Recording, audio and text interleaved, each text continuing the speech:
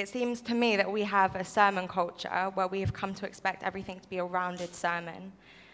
We expect it to leave us comfortable, maybe, peaceful, where everything ties up in a knot, where every T is crossed and every question or point that was raised seems to be brought together with clear advice and an answer. And it can seem that all we want to talk about or all we really want to hear is a happy, positive spin. Sometimes we might say, oh, I don't want to talk about that, it's too depressing. Or sometimes life is. Some people here, I'm sure, are depressed. I know I have been extremely depressed, and still can be sometimes. When was the last time in church you heard a sermon or someone just crying out one of the laments in Psalms? Clear, comfortable, wrapped up, happy and positive. This isn't life at all. This isn't what a real experience in faith is about. In fact, it's rarely simple and positive. Sometimes we have seasons that can feel like it's blossoming and everything's coming together.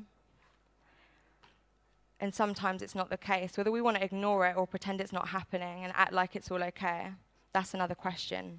But life doesn't always make sense. It's not always easy, and sometimes there isn't a clear-cut answer or route to take.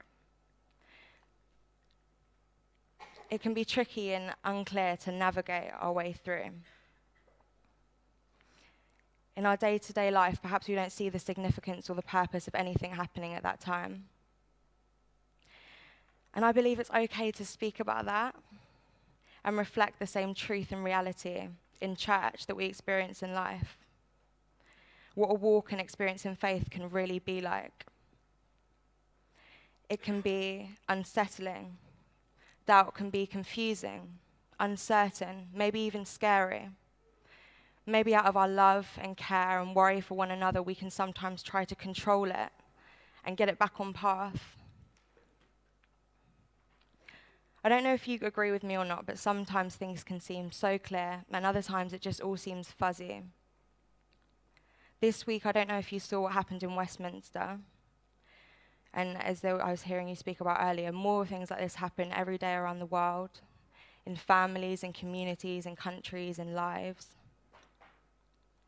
There are so many things we can doubt, not trust whether the Bible is fiction, if God is a liar, that life could be explainable, with this overarching plan and purpose that the Bible describes. That people's testimonies, when you hear them, whether today or in the Bible, are actually true, because I haven't experienced anything like that before. How could God even exist with pain and suffering in the world? Or maybe you believe God is alive, but doubt whether he really hears your prayers. He does anything. You can't see anything clearly in answer to any prayers. Whether that is actually his voice you heard, or his spirit, or maybe believing in God is just unrealistic and too hard to imagine. A lot of time's passed now since Jesus was walking about, and I didn't see him preach. I wasn't there seeing the great flood happen, the exodus from Egypt, the flaming furnace, the commandments. I, as a person, actually find it really hard to trust people just in day-to-day life. I often don't trust the news. Maybe you call that skeptic, maybe you want to say conspiracy, say whatever, but sometimes I just think the way occurrences are presented aren't always quite accurate. I don't know if any of you agree with me. So if I can't struggle to trust just a person next to me, how am I going to trust something that happened so long ago? Maybe you don't feel as though you've had a personal experience or a promise from God, or at least perhaps not one that you would recognize at that time. Maybe you have, but at times you still doubt or forget or struggle to trust. Even still, how can I actually know the right way? There are something like over 300,000 Christian denominations around the world today. So many balances to be found in life and in the Bible. It's complex. How can we truly know the right way to navigate our way through this world and through this life? If God is real and what is written is really true, why isn't it more obvious? Why aren't things clearer? Why is it so easy to act as if he is?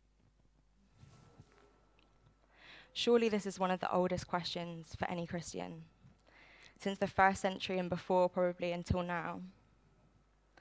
And you know what? There is no clear answer in the Bible. God has not given an exact reason or way of dealing with doubt. God could have at any point, if you hear the story of Job or if you've read the story of Job, wouldn't that just be the perfect time to give you a little explanation as to why? Just something to help it make sense. You see, doubt and questions doesn't mean a lack of faith, but faith is the way out of doubt. God has given each person a measure of faith, a different measure perhaps. So it's not for us to judge one another on where they are. Now, I'd love to share my testimony with you sometime, but because it will probably go off and not be too PG at all, I won't go into it properly now, but I'll just say a little whilst I have questioned God's existence. I could never question it for that long, though. Even through a hard childhood experiences, I had a God that I felt so connected to. He was a best friend to me. He was like a father to me. He was a parent. He was a teacher. He was God. And I really did love him so much, and I felt so much love from him when I could actually struggle to even see love at all or feel love at all for anyone else. I couldn't deny his existence. But there was a point where I was so angry at him. I more than questioned him. I actually hated him for years and years and years. I didn't want anything to do with him. I'd given up trying to do things the right way. I didn't see his care. I didn't see his love or his presence. I questioned almost every part of his character, what was written about him. It was more than doubt and a question. It was hatred. I went near enough to everything else and anything that could take away the pain. To try and get through this life, drugs were a part of my daily life. I felt like I needed them as much as I need air. Just to avoid thinking about or facing reality, to make me feel good or bring me happiness and peace. At times it did for short periods, and it felt like it really worked. Although it never really did in the long term, and definitely didn't do anything for me. But I didn't believe he really loved me, cared for me, was present in my life, protecting me, why he allowed certain things to happen. That he had a plan or a purpose for me, that he was going to do anything, at least not anything that I wanted from him anymore. The teachings are what we might see like restrictions in the Bible, because sometimes it does feel like a big list of I can't from the perspective on where we are. They weren't welcome in my life. If I had to live one, I was more interested in living the life that I was living. Whilst my only story has far more to it and it's more complex in obviously every person's mind and life is. Even through this time of my life, I questioned, but it wasn't really a question of doubt because I believed what I thought and I felt God was and didn't care. I was depressed, but at the same time, often really comfortable. A lot of the time with the way things were, the way I chose to spend my time. I had no real want to know or hear anything from or about God. In fact, I would push away and hate anyone that would bring that to me. No burning to progress. What I was doing satisfied me and was something I was content in. Ellen G. White describes this as a love for sin, even though I knew it wasn't solving anything. How many of us here are comfortable where we are? Maybe it doesn't seem as quite as extreme as what I've said, but are we really bothered? Do we really care about seeking? Are we seeking to be in harmony with God or in harmony with ourselves and comfortable where we are? Now, there are so many balances to life, biblically and even in doubt too. There is a way that it can be healthy. It can force us to question, to test, to hear and experience, to search for something deeper and more real and personal to us. It's how we do this. If our heart's motivation is really just to rip apart, try and look for points to smash down and prove our point, we're not really allowing ourselves to discover anything new outside of our own human understanding. As much as this could be for someone that is an atheist or doesn't believe in God, this could be for someone that believes in God too, that only wants to see things their way. To seek is to question and to learn like a child what he may have to show us. In 1 Corinthians 2:11 it says, "For what human being knows what is truly human except the human spirit that is within? So also no one comprehends what is truly God's except the Spirit of God. Now we have received not the spirit of the world, but the Spirit that is from God, so that we may understand the gifts bestowed on us from God. And we speak these things in words not taught by human wisdom, but taught by the Spirit, interpreting spiritual things to those who are spiritual." God has a different way of speaking to each one of us here. And I wouldn't turn to the same story in the Bible if I was struggling, or pray the same prayer as you would pray, or maybe even ask the same question as the person next to me. So we can't fit faith and we can't fit an experience with God into a box of what that looks like to every Christian. Our differences are okay. We've got different personalities, different spiritual gifts by the same Holy Spirit, with different lives, different backgrounds and experiences with God, different testimonies. So often in our church, we don't carry this or express this, really. We do push the people into a box. We have judgments, perceptions, social ideas that someone's life sometimes reflects whether they are blessed or cursed by God, whether they are on the right track. Sometimes bad things happen to good people, and the sun shines on the just and the unjust. Questioning is a healthy part of faith. It's what we do with that. Where do we take those questions? What do we choose? When it comes down to it, we'll all have to make an account for how we've lived. And whether we go into autopilot or ignore it and carry on, we all have a choice. There isn't a clear one way out of doubt. I wish there was at times. Sometimes we love that freedom. So I don't know if many of you are thinking, you know what, you're here now, you're speaking about doubt, so surely there's got to be some clear answers that are going to come. But who am I really? Who are you? We're all people on this journey. Before I left the church and hated God, I was desperate, I was broken, I was depressed, begging for some kind of clarity and purpose and peace in my heart, or some sense of what was around me from God. Sometimes keeping going and enduring and being faithful with questions through good and hard times is just the biggest struggle that we have to face. Stuck in a weird place of contradictions. Sometimes I have wished there was a step-by-step manual, that I could always see things clearly in the Spirit, see things through God's eyes, know what it is to be on the right track, save all this confusion. But at the same time, I love my choice. And I think I'm too much of a rebel at heart, and God has a soft spot for rebels.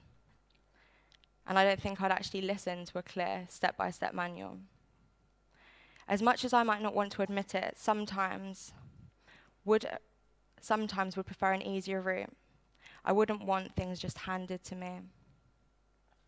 There is beauty in the struggle, even though it sounds like a joke sometimes to say that. My mind would never really grow, neither would my heart or me as a person.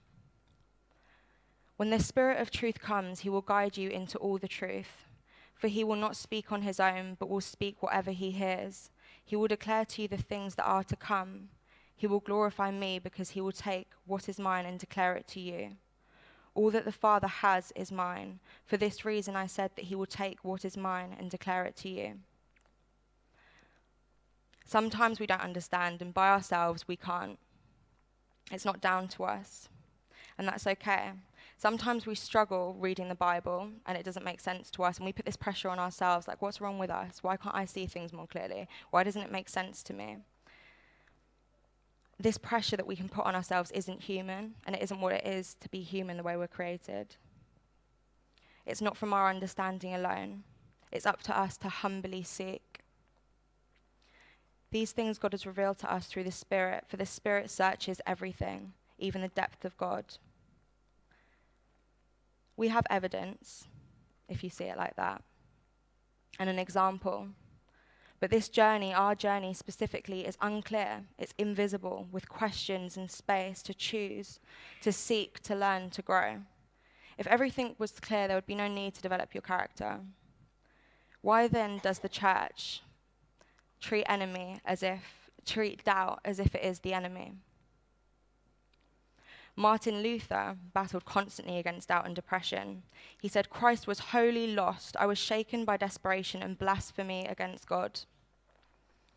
What's the point of being embarrassed or ashamed, or thinking we might look crazy, or sound stupid, or looking less than the image you think others might have of you? Isn't this just pride? Who are we really doing this for? God or others? Let's be real. Or are we waiting for someone else to do it first so it looks more comfortable for us to step out of the boat? We don't all walk the same path, and it's okay to be left with thoughts and questions. We're all individuals blessed with a mind to search and question and think. Having said that, doubt may also lead someone away from faith. It's true.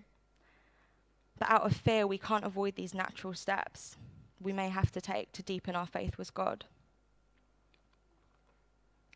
Jesus said this is a hard teaching. Who can accept it? To his disciples, in words that I'm sure resonate with every doubter and believer.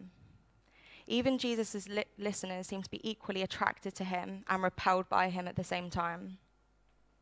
One by one, the crowd would slip away, leaving only the 12 left. Jesus often, maybe, even made it harder, not easier, for people to actually follow him. He gave people their choice, their freedom to decide. He handled reports from John the Baptist and his doubts in prison gently, or even after Peter's betrayal, or the story of the prodigal son, which to us, we speak about it, but would we really allow that to happen in our own homes? Or is it a bit too risky for us? See, the Bible characters, they question and they squirm and they rebel, yet still remain loyal at the same time, like Job, Jeremiah, Thomas, Jonah, Sarah. God appears far less threatened by doubt than we do. Doubt has caused me to question many things which need questioning. It's caused me to investigate alternatives, to go completely off on my own tangent. But I remain and have returned standing stronger in my faith and calling myself a follower of Christ today because I had doubt as well. And God had taught me and fought for me. When I questioned him, he was willing to listen and wanting to answer. Again, out of fear, we cannot avoid natural questions. We have to take these steps to grow deeper in our relationship with Christ and in our faith. Because if someone just accepts something, do they really accept it? Does it really mean anything to them? If questioned about it, and if someone questioned you about your faith, could you really answer anything to them, or would you just be running off the things you heard other people say in church? But does it actually mean anything to you inside? Is it your opinion? Don't we sometimes need to doubt to come to a deeper, truer understanding of where God is in our focus? Leading us to risky places, it has the potential for us to lose our way. And evil can influence us when we're in that space and take our questions to a complete lack of faith and turn them completely against God. But if seeking to understand God is the focus and we're genuinely seeking and questioning and praying for discernment or God to reveal to us, can it not just fall into place to such an extent that it was deeper than it ever was before? When we knock, the door shall be opened. Trust in the Lord with all your heart and do not rely on your own insight. In all your ways acknowledge him and he will make your path straight. Doubt is a natural thing. It's in each of us. It's human. God has left us with the ability to doubt. But then God's left us with the ability to sin, but it doesn't just mean that's right. We can so easily put doubt in the same category as this. The question is, what do we do with doubt? Do we remain doubting, question, doing nothing about it, ignoring it, comfortable the way we are? Or do we desire to know the truth? Whether that may be strong in our heart or active, do we open ourselves up at least a bit to the possibility and allow God to show evidence and teach us in ways and a form that may be different than what we would expect? So of all the people to look at in the Bible when it comes to doubt, I thought let's be original and go with Doubting Thomas. So he even had the nickname named after him. So if you have your Bibles, turn to John 20, if you could, please. verses 19 to 28, or click away on your phones.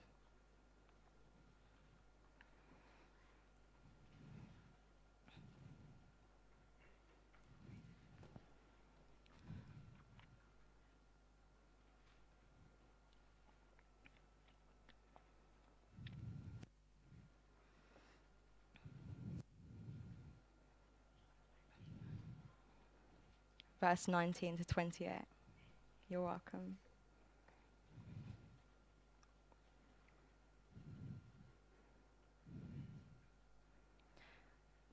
So when it was evening on that day, the first day of the week, and the doors of the house where the disciples had met were locked for fear of the Jews, Jesus came and he stood among them and said, "Peace be with you." After he said this, he showed them his hands and his sides. Then the disciples rejoiced when they saw the Lord. Jesus said to them again, "Peace be with you. As the Father has sent me, so I send you." When he had said this, he breathed on them and said to them, "Receive the Holy Spirit. If you forgive the sins of any, they are forgiven them. If you retain the sins of any, they are retained." But Thomas, who was called the twin, one of the 12 disciples, was not with them when Jesus came. So the other disciples told him, "We've seen the Lord." But he said to them, "Unless I see the mark of the nails in his hands and put my finger in the marks of the nails and my hand in his side, I will not believe." A week later, his disciples were again in the house, and Thomas was with them. Although the doors were shut, Jesus came in and stood among them and said, "Peace be with you." "Thomas, put your finger in here and see my hands. Reach out your hand and put it in my side. Do not doubt, but believe." Thomas answered, "My Lord and my God." So these verses came just after Jesus had been crucified. He'd died and he'd risen from the dead again. So John, who wrote the book of John, is really emphasizing the divine Jesus and showing how he's the exact same person as the human Jesus. He's the only one of the evangelists who writes specifically about the spear going in the side and describes that, emphasizing the physical body, the flesh, the human nature of Jesus, at the same time as the risen Christ, the divine, and the unique nature of his spiritual body. So in the first part, when the disciples were together, scared of the Jews, mourning the death of their Messiah, and there Jesus pops up all of a sudden. Through the closed doors, he's with them. Peace had been almost Jesus' last words before he went off and was taken away and crucified. But in between him saying peace, there was a whole period of what I'm sure for the disciples were the furthest thing from peace. And he returned saying, "Peace be with you." So symbolic, and it just cements the two sides, the promise that they have experienced from Jesus and what he's done for them.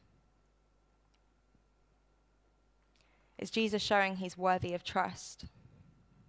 After he said this, he showed them his hands and his sides, and the disciples rejoiced when they saw the Lord. Interestingly, though, before the disciples rejoiced, Jesus provides them with evidence without a request, but at the same time, they still haven't doubted. But then also, before he came to them, Mary Magdalene may have gone ahead and told them already, so perhaps they had more reason not to doubt. I don't know. Jesus breathes on them this breath of life, the Spirit of God. It's implying that the recipient isn't just passive, but has become a partaker. It's taken some kind of risk.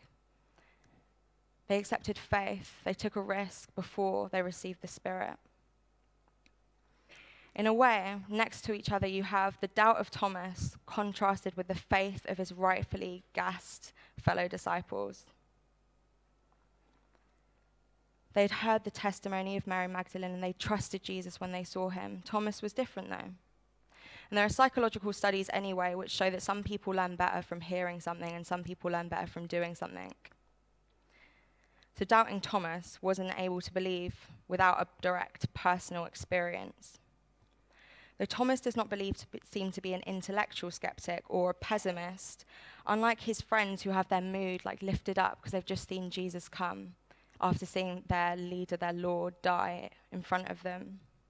He still has the image of this crucifixion in his mind, still imprinted heavily. The pain, the reality, it was all tangible, for him. We speak about it now, but they knew him. They walked with him. They served him as their Lord, and they watched this happen. He couldn't see past that image, his reality, what he had experienced. Now, I don't and can't read his mind. I don't know if there was a willingness. I can make presumptions or look at possibilities. I'm not sure. But whatever led him to his belief after seeing the marks, for how many of us would that not have actually been enough? I think just out of shock, I personally would have probably gone up to it and touching it just out of sheer disbelief, just to see if it was for real. The Bible doesn't say wounds anymore in the Greek. It says marks, so there may have even been some healing that had occurred really quickly. Not that I believe anything is too much for God, but I believe there is no limit to what he can do to prove he is real to us, if it's his will. But still, like Thomas, do we base our faith on what is visible? Even more, have we got a wall built up that we say are questions, but really are just stubbornness? Would we see it and still question, testing Jesus, ask how it healed so quickly? Would Jesus' word in that moment be enough for us after watching him die? I pray that if it's God's will, we can learn from Thomas and discern and trust the testimonies of others. Jesus comes, though, and he comes to Thomas, and he repeats Thomas's words exactly. Christ knows every single word that we express our doubt in. God knows exactly what to do with the detail and how to deal with our doubts specifically. Jesus, the Son of God, who they've just seen rise from the dead, yields and comes down to Thomas's level and meets his demands for physical evidence, nearly word for word. Yet when Jesus quotes his needs and commands and invites him to test him, maybe even prod him or feel about him, it's as if John is saying that the spiritual proof is enough. Just knowing that he heard and knew his doubt before he even saw him. Jesus recognized his questions and he opened himself up for answers. That's what our example did. Oh, taste and see that the Lord is good. Happy are those who take refuge in him. Those who confront their doubts often find themselves growing in faith that transcends any doubt they might have had. Until now, you may not have asked for anything in his name, but try. Like so many times in the Bible, Jesus meets people and he met Thomas exactly where he was. Jesus worked with whatever grain of faith someone had. He did honor the faith of all who asked. And faith appears where it's least expected. And it falters where we would expect it to be thriving. Do we have questions? What do we do with them? Do we take them to God? How do we, or do we even try to search? Do we say we have questions, or do we really have statements that we hold so high that we're not really questioning or opening up to God? Without an element of risk, there's no faith. Faith doesn't clear things up, it's trust, not certainty. I must exercise faith simply to believe that God even exists. Yet when I do explore faith, I usually enter through doubt.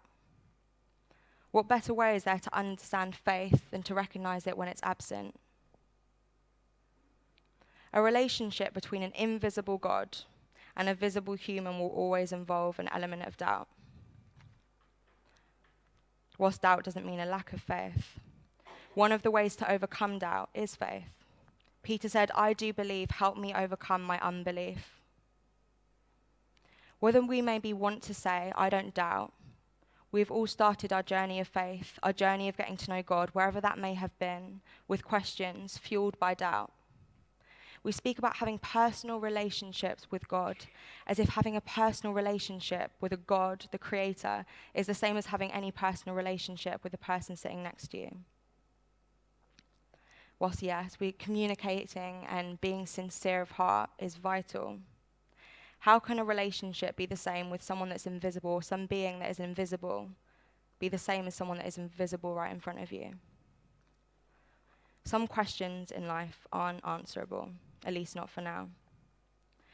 Some, although they may be answerable in part, they might not be truly understood or comprehensible.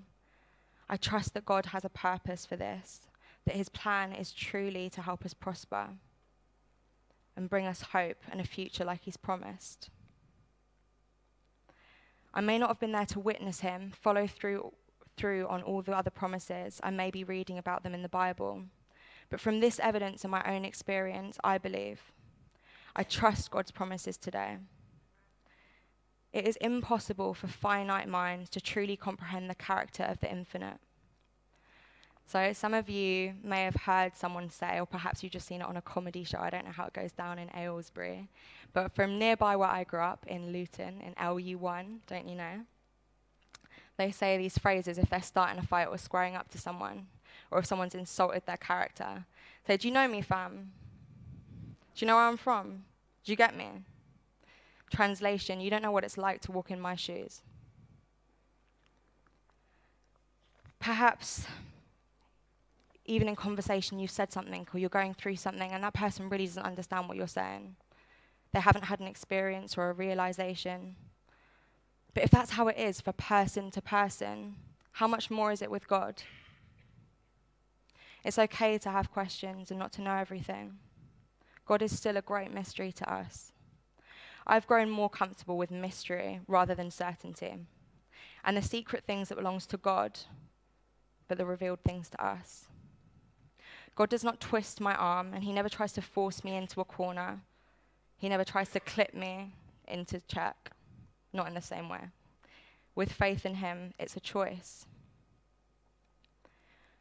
I don't know if you've seen it, but if you haven't, please watch it. Do You Believe is a Christian film. And it's one I really love. And one of the quotes is, it's as if God is standing back around the front of a massive tapestry. And we're just seeing these random colors and threads poking through the back. And it doesn't make sense. It looks ugly. It looks a mess. But one day we'll walk around the side of the tapestry and we'll see the front. And we'll see the beautiful masterpiece that he's sewing and creating. For now we see a dimly lit mirror. But then we will see face to face. Now I know only in part. Then I will know in full, even as I have been fully known. We each have our own journey to walk. We were each made for a purpose. It's a painful effort and a struggle. It's beautifully unique and unpredictable. It's a risk, but a choice. We put our risk whether we trust what we see or what we don't, ourselves, what is familiar or God. Whether you could see it or not, many of you trusted the air. When a person who makes mistakes told you as a child, before you maybe heard scientific questions, whether you knew it or not, trusted it or didn't, the air didn't cease to be, because you didn't see it or cease to believe it was there. The end of John, Jesus said to him, "Have you believed because you have seen me? Blessed are those who have not seen and yet have come to believe." Now Jesus did many other signs in the presence of his disciples which were not written in this book. But these are written so that you may come to believe that Jesus is the Messiah, the Son of God, and that through believing you may have life in his name. Amen.